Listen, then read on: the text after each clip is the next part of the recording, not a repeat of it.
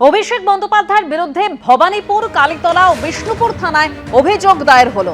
3টি মামলায় অভিষেক বন্দ্যোপাধ্যায়কে রক্ষা কবচ দিল আদালত।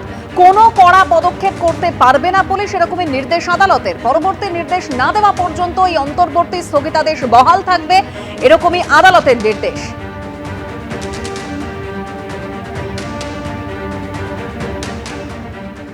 চাকরিহারা শিক্ষকদের চাকরির মেয়াদ এবং নতুন নিয়োগ প্রক্রিয়া শেষ করার সময়সীমা 31শে অগস্ট। 31শে অগস্ট পর্যন্ত রয়েছে ডেডলাইন। এসএসসি নিয়োগ প্রক্রিয়া সম্পূর্ণ হওয়ার পথে। প্রক্রিয়া শেষ না করতে পারলে উচ্চ আদালতের কাছে আবেদন জানানো হবে, জানিয়েছেন স্কুল শিক্ষামন্ত্রী।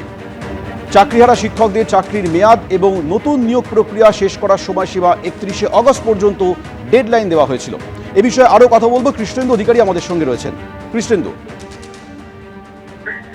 দেখো, তুমি জানো যে বিগত সরকারের আমলে নিদারুণ যে দুর্নীতি, প্রাতিষ্ঠানিক দুর্নীতির জেরে 26,000 চাকরি বাতিল হয়েছিল এবং আবার নতুন করে পরীক্ষা দিতে হয়েছিল।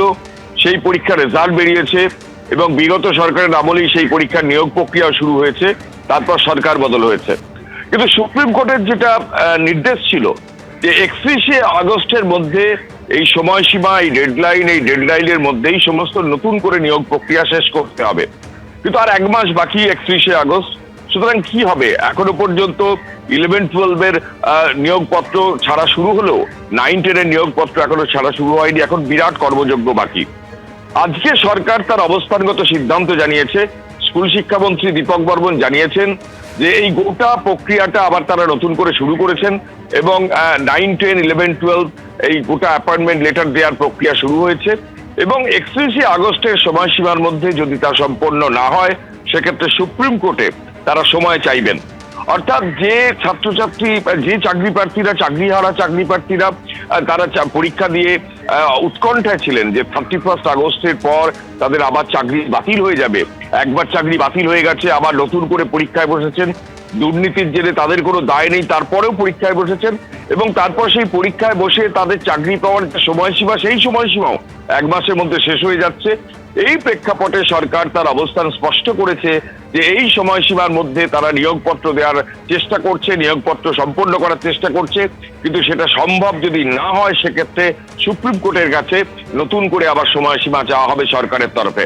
অর্থাৎ একটা বিষয় স্পষ্ট যে 31শে আগস্টের যে ডেডলাইন সুপ্রিম কোর্টের, সেই ডেডলাইনের মধ্যে মোটামুটি ভাবে এই নিয়োগ প্রক্রিয়া সম্পন্ন করা যাবে না।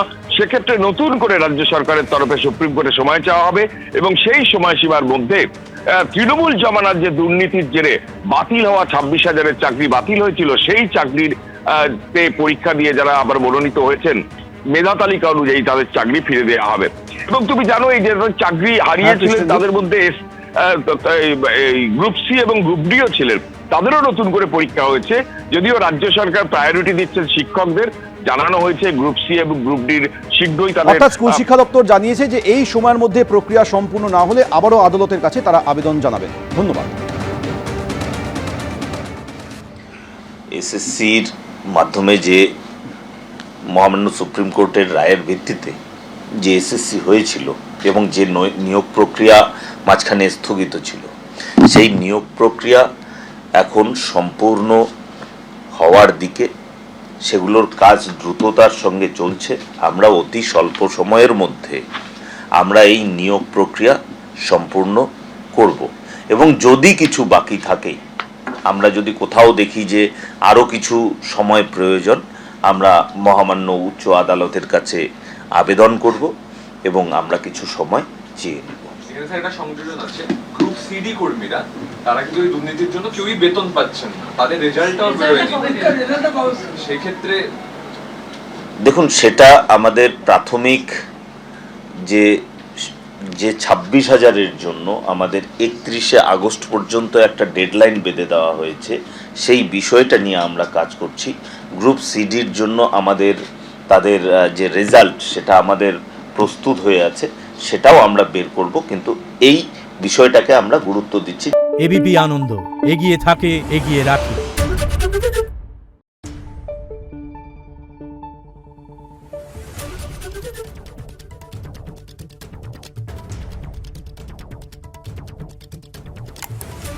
Thank you.